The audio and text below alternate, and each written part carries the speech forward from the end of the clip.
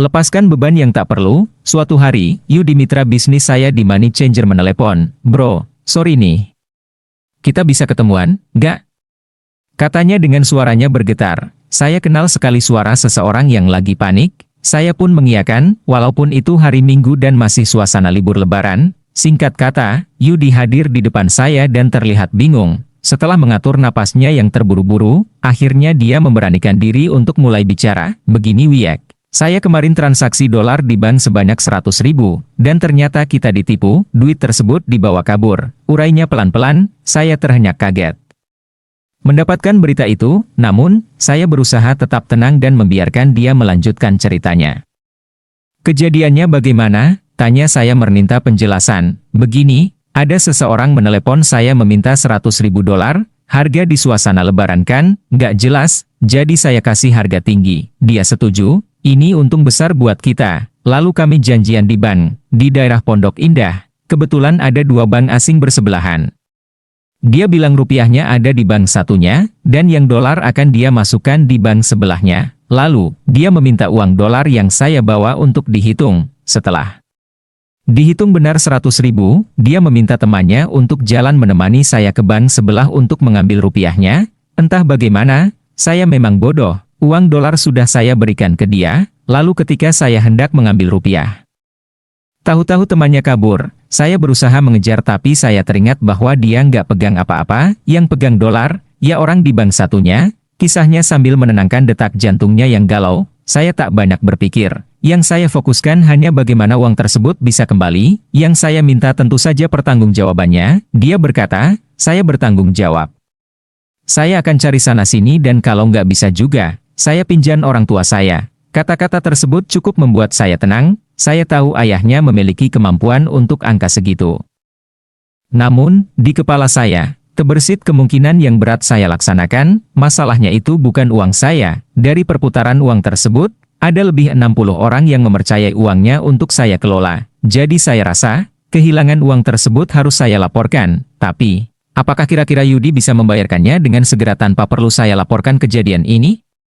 Saya optimis, semua bisa selesai dengan cepat. Saya yakin Yudi berkomitmen dengan kata-katanya. Faktanya, setelah itu Yudi hilang di telan bumi. Dia pergi tak bertanggung jawab, menghilang. Kata orang, dia ke Palu, Sulawesi Tengah. Tanpa pesan, tinggallah saya menahan kemarahan tak terhindarkan. Saya harus menghadapi para pemilik modal dan pastinya saya harus bertanggung jawab mengembalikan uang mereka. Hal ini membuat hati saya terluka, kesal, kecewa, dan marah. Bukan saya yang berbuat, tetapi saya yang harus menanggungnya. Belum lagi, ini hanyalah satu di antara puluhan peristiwa yang membuat saya jatuh bangkrut pada tahun itu. Ketika saya teringat Yudi, saya murka dan kecewa. Kemana mencari orang begini? Dan, kalaupun dia datang tapi nggak mau bayar atau tak bertanggung jawab, saya tidak bisa apa-apa. Dalam renungan, saya melewati hari-hari di rumah. Saya teringat kembali Yudi dan saya kembali marah. Namun, ada pelajaran yang saya dapat di salah satu workshop. Katanya, jika saya masih memendam marah kepada seseorang atau sesuatu, saya akan kena looping memutar di tempat dan tidak akan keluar sampai saya melepaskan hal tersebut dari dalam pikiran.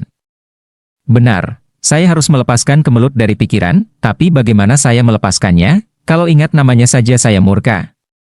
Pelajaran tentang prosperity consciousness sangat jelas. Tidak boleh ada hal yang negatif atau berlawanan dengan kemakmuran karena hal itu membuat konflik of interest di pikiran. Otak manusia hanya bisa memikirkan satu hal. Jadi jika ada yang lain, akan mengantre di belakang pikiran yang sedang difokuskan.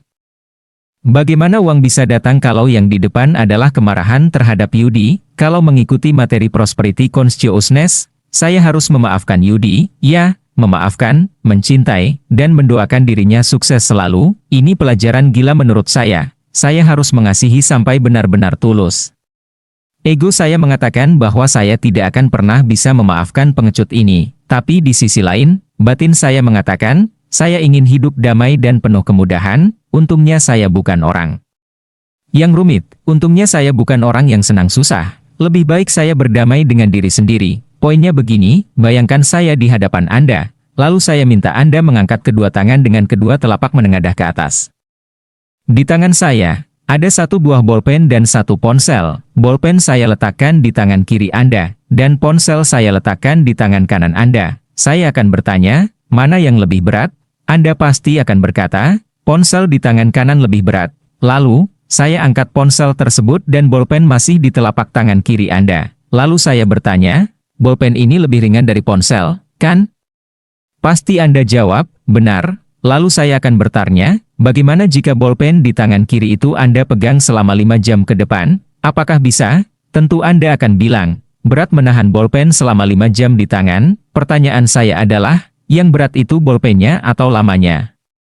Anda pasti akan menjawab, lamanya. Nah, inilah yang saya maksud dengan masalah saya tadi. Jika saya menggenggam terus kemarahan dengan Yudi maka semakin diulang, semakin memberatkan. Saat itu juga saya memutuskan untuk menjalankan apa yang saya pelajari, yaitu forgiving others. Saya memutuskan untuk mencintai Yudi, tulus dan utuh, saya bawa dalam doa. Setiap saat saya teringat akan dirinya atau peristiwa itu, saya lupa berapa lama saya melakukan itu, yang saya ingat hingga saat ini ternyata saya benar-benar tulus mendoakan dirinya, dan saya sudah mengikhlaskan semuanya. Suatu hari, ada telepon di ujung jauh. Ternyata Yudi menghubungi saya, dia meminta saya menyempatkan waktu bertemu ayahnya yang sedang sekarat di rumah sakit di Bilangan Cempaka Putih, Jakarta. Mendengar keseriusan suaranya, saya pun setuju untuk mengunjungi ayahnya yang kala itu di ICU. Saya kenal ayahnya, dan saya heran ayahnya meminta saya datang. Yudi menjemput saya, dan diawali dengan basa-basi singkat. Kami pun menuju rumah sakit. Dalam perjalanan, Yudi cerita bahwa ayahnya bertanya apakah Yudi punya masalah. Yudi pun menceritakan peristiwa tertipunya usaha money changer itu, yang kemudian dia kabur. Ternyata ayahnya berkata kepada Yudi, kalau kamu tidak melunasi kewajiban tersebut, kamu tidak saya anggap anak. Demikian ayahnya berkata dalam sakitnya di ICU. Oleh karena itu, Yudi memutuskan untuk membawa saya menghadap ayahnya malam itu. Saya datang di hadapan ayahnya, yang hanya bisa dihadiri orang terbatas. Saya berdiri tepat di samping sang ayah. Saya dengar Yudi berkata lirih, "Pah, saya janji akan melunasi utang saya kepada Wowiek. Ini Wowiek sudah hadir di samping Papa, mohon maafin saya, Pah." Kemudian dia berpaling ke saya, "Maafin saya Wiek, saya janji akan melunasi semuanya." Suaranya yang terbata-bata dan perlahan itu ternyata bisa membuat sang ayah terbangun, wajahnya tersenyum tulus. Dipegangnya kepala Yudi, dan dia mengangguk pelan, "Iya, anakku.